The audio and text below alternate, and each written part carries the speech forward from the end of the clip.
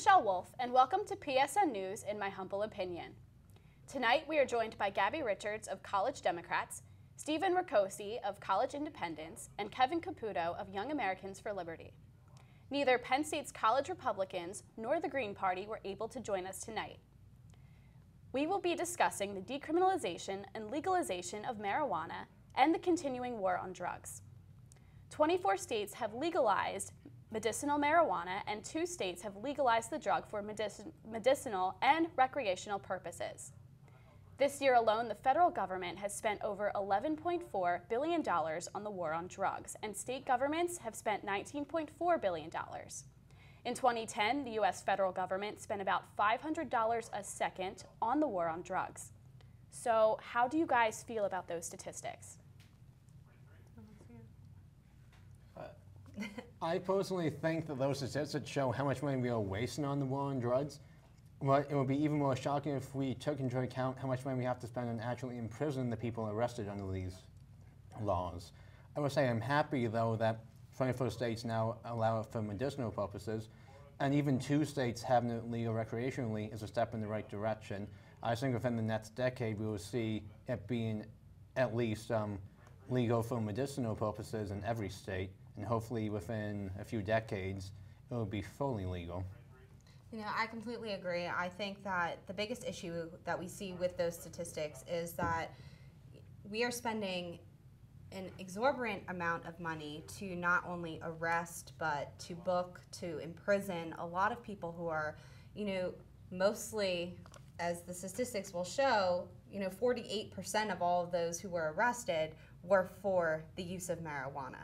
And if we were to decriminalize marijuana, if we were to make, you know, illegal even, that we will not only see the space in our prisons increase, but we will also spend a lot less money arresting people for a drug that in 24 states has been, you know, legalized for medicinal use, and in 2 states has been legalized for recreational purposes. Yeah, just to add to Stephen's point, as a libertarian, I think it's immoral to tell somebody what to put in their own body, and you can talk about the statistics of how much money it is and how much it costs us in dollar terms, but also you have to think about the human cost as well, and thinking about the years in prison that people have spent just for doing something that we consider harmful to ourselves.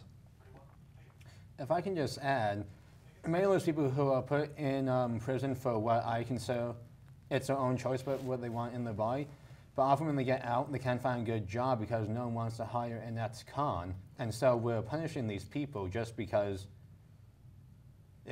I view marijuana as a drug that does not negatively impact other people. It's your own decision to put what you want in your body, as you said. What about accidents? Because it does impair the person using it. Unfortunately, the statistics are more heavily weighed towards accidents that occur when it comes to someone who crashes their car in a DUI, or someone who overdoses on even pharmaceutical or pharmacy-prescribed drugs and medicine. And those statistics are what we should focus on, is that things that are legal, things that people can legally access through the use of a prescription, or even just going down to the corner store and buying, you know, a case of beer or 2 or 3, and then getting in a car and driving, and not only endangering themselves but endangering those who are also on the road, is we accept that and we sell that and we make money off that and we tax that. And if we were to, you know, develop a comprehensive statistical approach to whether or not marijuana has affected as many people in accidents as alcohol, as drug overdoses, then I think we have, you know, grounds for discussion. But the numbers show that more people get into an accident or risk their lives or even die through DUIs than they do by smoking marijuana. Just to add, like about actually getting those statistics, you can't actually determine how many accidents are caused by marijuana because marijuana stays in your system for like a month after you actually use it. So someone could have been doing something else irresponsible, got in an accident, and then when they tested them, they tested positive for marijuana, and so then they falsely assumed that it was because of marijuana that they got into an accident. Yeah, I mean, I agree with that. we do have to find a new way of testing people to see whether or not they've recently smoked marijuana versus whether they have the metabolites in their system. But I'm all in favor of passing laws against people who get high and then they get in an accident. But as far as people just laws against smoking it and not hurting anybody else, then I don't think there's any justification for that. Yes, but even though the numbers aren't very high, if that's easily available, more so than now, wouldn't that go up? Aren't you concerned about that? Alcohol is incredibly accessible.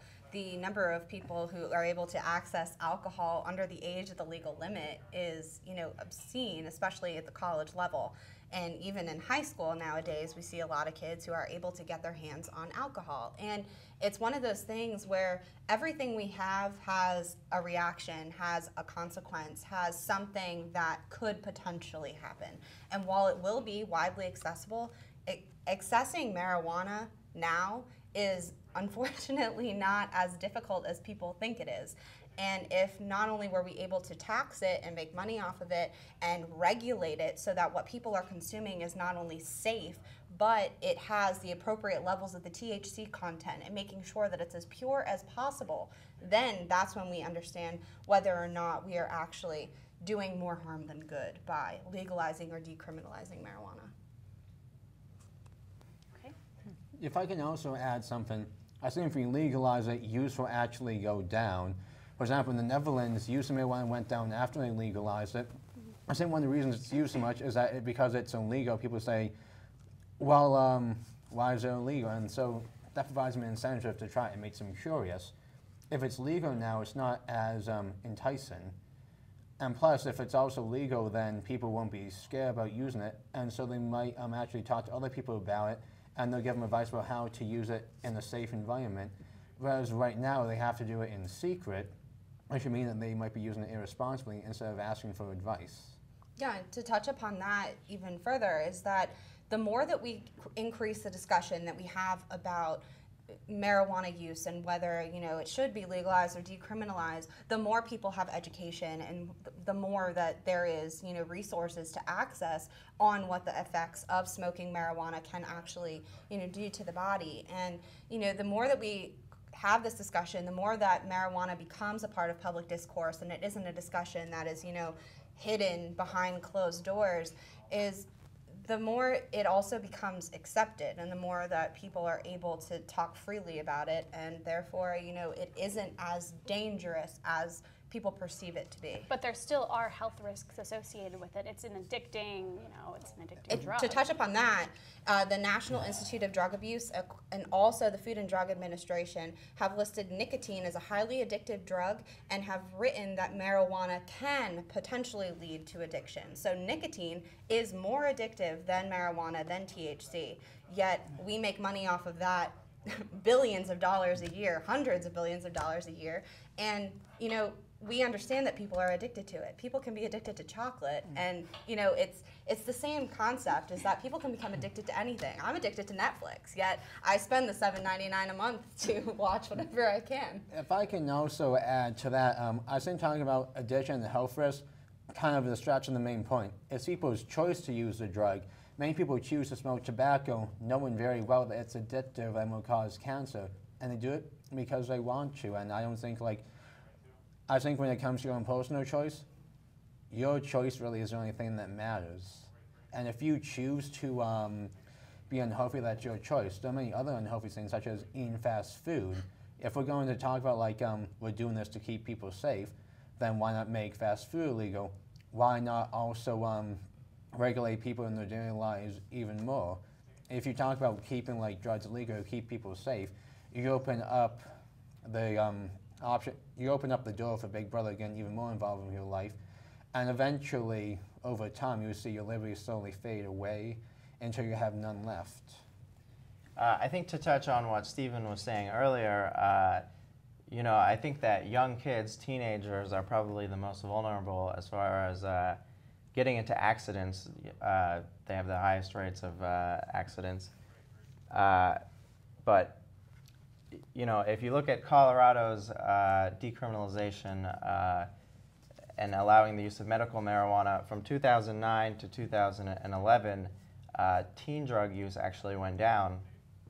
And I think that the best way to avoid these or to mitigate the harmful effects of drugs is actually to legalize them and to bring them out into the light, so to speak. I just want to touch upon something that you said is talking about who is actually consuming the drug, who is most vulnerable to smoking marijuana. And the American Civil Liberties Union came out with a 2014 report on decriminalizing marijuana, and the crux of the drug use when it comes to marijuana is between 18 and 25 years of age. And as we all know, it is legal to purchase cigarettes and smoke cigarettes at the age of 18. It is legal to purchase and consume alcohol at the age of 21. And the statistics prove that those two, not drugs, but those two components that we make money off of every day are more harmful than smoking marijuana statistically. If I can, because you brought up alcohol, one of the reasons that people actually, I think that there are so many accidents involving drugs is because people are not used to them. In Germany, they have a much, much lower drinking age and don't have nearly as many DUI accidents. And that's because kids understand it at an earlier age. They get used to it. And so by the time they actually begin driving, they already are experienced with it. And so they're not both learn how to drive and at the same time learn how to handle drugs. Yeah, so I mean, we keep going back to we make money off of it and we can tax it. And but I don't know, as a libertarian, I think that just going back to what I said earlier, it's immoral to tell somebody what they can put into their own body. And also, if we look at the actual effects of drug prohibition, I think you'll find that the effects have actually been more harmful than the effects of the drugs themselves.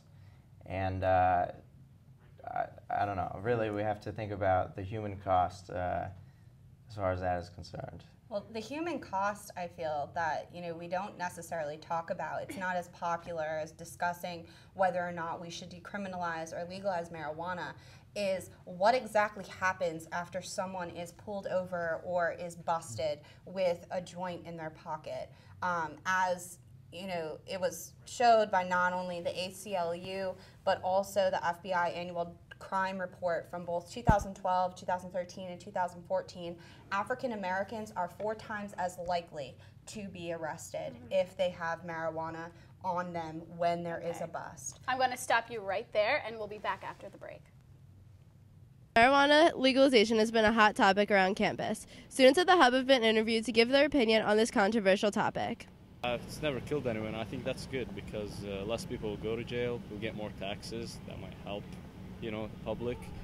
And like the thing being legalized will make it less, less of a crime to do it. I think it'll actually stimulate the economy as it's doing in Colorado and Washington where it's legalized now. Those states are going through a big economic boom because of it, so I think it'd be a good idea. As many students had opinions on how marijuana legalization will affect the economy, there were also some other opinions. I feel like marijuana is like more of a decision based on like the individual person. I feel that if we're going to legalize alcohol and tobacco and everything else that can be harmful, I think that we should be able to legalize marijuana just because there are cases where they do say that alcohol can be more harmful than medical marijuana or just marijuana. So I don't think it should be legalized, more so decriminalized, because the government can't tax it, so it keeps costs for the consumer down, and it allows a free market more so than if it were to be taxed, where you have regulation, and that's great and all, but I feel like the free market could really deem what was quality and what wasn't, and you would have regulation that way through it. Many students believe that legalizing marijuana will help the economy and decrease crime. Reporting from PSN News, I'm Hannah Brown. And we're back to In My Humble Opinion. Before the break, we discussed the legalization of marijuana on a national level. Now we're going to discuss drug use on a more local level in our own backyard here at Penn State. So according to Niche.com, last year alone, there were 338 alcohol-related referrals, 856 alcohol-related arrests, 4 drug-related referrals and 172 drug-related arrests on campus. Alcohol and marijuana were deemed the most popular drugs. Drug referrals as in like to a counselor? Or Referrals is you have that to you take. were written up, like do the alcohol. Oh, right. Yeah, okay. you were fined and you had to take a class. Okay. Sorry. What was the question again? How do you feel about that? What is So the? what are those? Well, we would need to know what the breakdown of all of the drug-related referrals were. Like how much? I know you said that marijuana was. I believe 38% was alcohol-related and 32% was marijuana and 5% was ecstasy. Okay. Again, this comes back to the whole decriminalization and legalization issue, is that if it's legalized, if it's decriminalized, not only will we be reducing the resources that we're using to, file these claims against students who are engaging in an activity that 50% of Americans support and 62 million Americans have said that they have also engaged in. So I think that as soon as the whole societal stigma placed on marijuana use, it becomes decriminalized, it becomes legalized, that we will see a drastic decrease in those referrals for drug-related Yes, issues. but do you think that there's a certain level of peer pressure that influences these numbers? Do you think people are willingly doing this, or are their friends convincing them? I don't know who wants to go Yeah, first. I don't know. I mean, I don't know. There's kind of like a blurred line there. I mean, I don't know that friends really force you to smoke weed as much as they, they make it accessible, they make it enjoyable or whatever. But I think that the statistics show that people want to get high, and I don't know if I especially agree in with that college. statement. I don't think the statistics are showing that people want to get high. Well, it's the I think it statistics does. that people are getting high. There's a difference between So want and actually doing they're, it. They're breaking the law, but they don't actually want to do it. They don't Now, want to get now high. you guys say you're for the legalization, but do you think it's socially acceptable for people to show up to class high? Well, Kids show up to class drunk. It's one of those things where it's your own decision. Like if it's decriminalized and you're allowed to use the drug, if you become more not in tune with how your body's going to react to it, you will be able to better judge whether or not you can smoke marijuana before you go to class or before you take a test or before you go, out, just as much as you would as knowing whether or not you can go to, Mad Mex in between classes on Monday and have a margarita. It's, determining whether or not you know how your body is going to react. Yes, but there are a lot of people out there who don't know when to stop. I actually wanted to bring up a point. Even if we were to legalize it on a national, even a state level, that wouldn't necessarily stop the prohibition here on campus, because a private college has the ability to make its own decisions about its policies. So even if the local police won't do anything about it, they might hire their own authorities in order to prevent it from happening on campus. And although I think people have the right to do what they want, I also think that a business has the ability to determine, to choose whether. Sorry, what was I going to say? I think that a business has the ability to refuse service to people based upon whether or not they're doing something that they disagree with. In this case, a college does not have to continue to give enrollment to someone who is breaking their policy. But there's also a difference when it comes to how the body reacts to, being drunk or exceeding your limit when it comes to alcohol consumption and, smoking, a joint or smoking a bowl of marijuana. There is a clear difference, and it's more noticeable for someone to be able to tell if someone has been drinking other than telling if someone has been smoking. The only real clear indicator is your eyes, and that's the thing. Well, why does that make it more socially acceptable? I never said that it made it more socially acceptable. I said that there's a difference between noticing whether or not people are drunk and blatantly belligerent and the difference between someone being high. Is we're making the assumption that people are reacting to marijuana use the same way that they would react to alcohol use. And, for us to claim that people don't know when to stop, people don't know when to stop when it comes to, consuming fast food. People don't know when to stop when it comes to, running more than their body can handle because they want to lose weight. It's one of those things that's completely contingent on the person. And for us to pass judgment on everyone or to make a generalization that people don't know when to stop, we're overgeneralizing. All right, but what about study drugs? Is there a problem with students on campus taking Adderall and Ritalin? Is that acceptable in any case, and should something be done about this? Adderall and marijuana are two very different things. Marijuana is grown out of the ground, and if it's legalized and if it's decriminalized, therefore it will be regulated, so we'll be able to, better determine what's included. Adderall is a prescription drug, so for someone to get it, not only will they have to find someone who has a prescription, but then pay for it, and that's a pill. There's a difference. I want to say, like, I'm even talking about whether or not it's socially acceptable. I don't think that should come into play at all in your decision to do something. Just because a majority of people say like it's wrong to do doesn't necessarily make it wrong and doesn't make their actions right. I think ultimately it depends upon what you as a person want to do. Marijuana use, especially what I've noticed on campus, is becoming increasingly more socially acceptable. It's becoming more increasingly socially acceptable everywhere, not even just contingent on university campuses. Unfortunately, people using drugs like Molly, ecstasy, Adderall, that's where the real debate is. If we're going to discuss that, that those are the drugs that are more harmful to the person. Those are the drugs that are more harmful to your body than smoking marijuana. I just want to ask a question. Do you think attempts to regulate and prevent people from using those drugs would be any more effective than the current attempt to prevent people from using marijuana?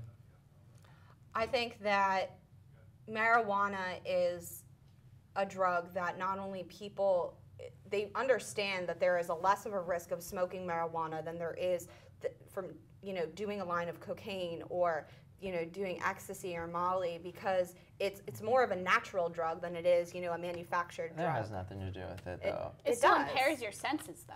But so does alcohol. Yeah, and there's still some type of law on alcohol.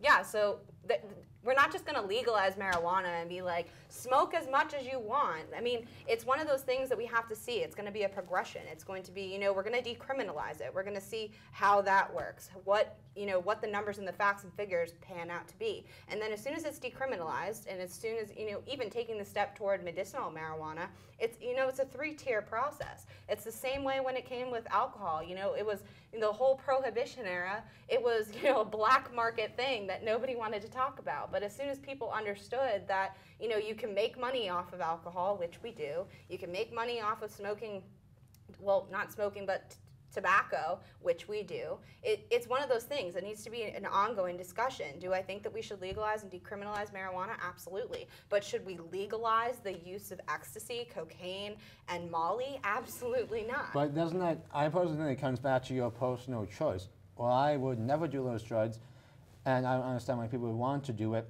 I'm not that person. They choose to do stuff because they want to do it, and perhaps they would be like throwing their lives away, but it's their life to throw away, and that's just my opinion. Just because I say that doesn't mean that they're actually throwing their lives away. Yeah, but if we have laws against people, driving with a, increased blood level when it comes to, their alcohol consumption, we're hoping to prevent them from doing something that can not only cause them harm, but other people harm. And, the same will happen with the legalization and decriminalization of marijuana. But if it's known that a drug like ecstasy can unfortunately make you not only do things that you can't even really control, that's a whole other topic of debate. That's a whole other topic of discussion, because it's whether or not we are going to legalize narcotics and whether or not we are going to legalize cash crop drugs like marijuana, and the same with nicotine. That's the same thing. Yeah, I mean, going back to Adderall, is it socially acceptable, or should they be allowed to do it? I mean, I don't necessarily recommend it, but it is their personal choice, and I don't necessarily think that it has to be a dangerous thing. I mean, if you look at the data, somebody who takes Adderall is actually statistically, they have the same statistic of all-cause mortality as somebody who doesn't take it. And where's that statistic coming from? Because I don't know if I believe that. okay, well, you're right. I don't have it on me, but you can look it up. The risk of heart disease is slightly lower. The risk of stroke is slightly higher. But the issue with Adderall is that Adderall is primarily a drug that is given to people who are affected by ADHD.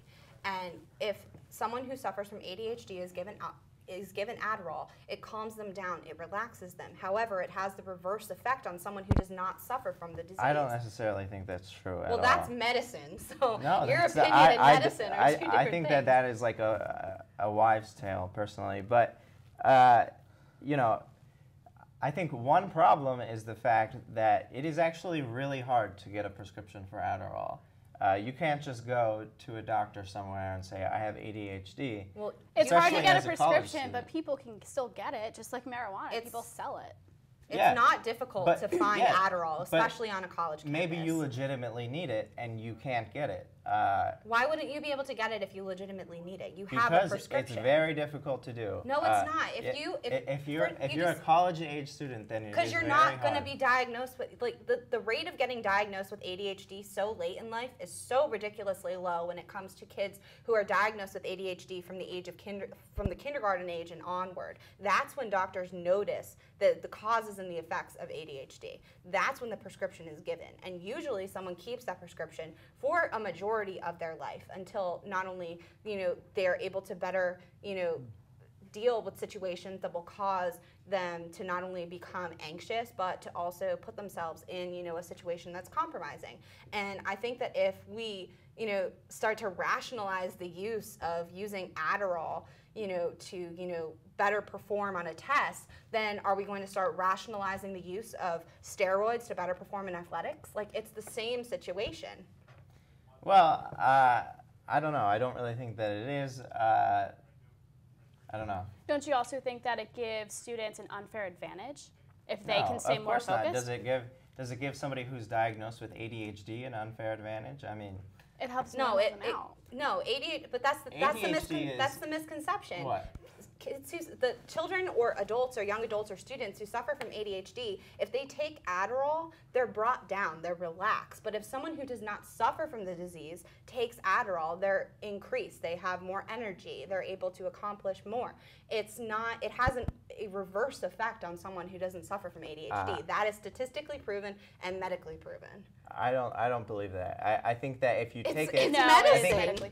It's medicine. That it calms people down if they have ADHD. Yes, because ADHD makes you anxious. Yeah, ADHD, but it works that's why you But take if it was Adderall. socially acceptable, if you you still are don't giving have an unfair ADHD. advantage. It unfortunately is still, it is socially acceptable. If someone were to walk up to me and tell me that they took, they popped an Adderall last night and studied all night for an exam, I'd be like, good for you. I'm sure the person next to me did the same thing. It's socially acceptable for people to do it, especially on college campuses, just like it's becoming increasingly acceptable for people to smoke marijuana. Yet marijuana does not have the same effect on the body as consuming Adderall does for someone who doesn't suffer from the disease that the pill was prescribed for in the first place. All right, and we're going to stop there. Thank you all so much for joining us. This has been PSN News, in my humble opinion.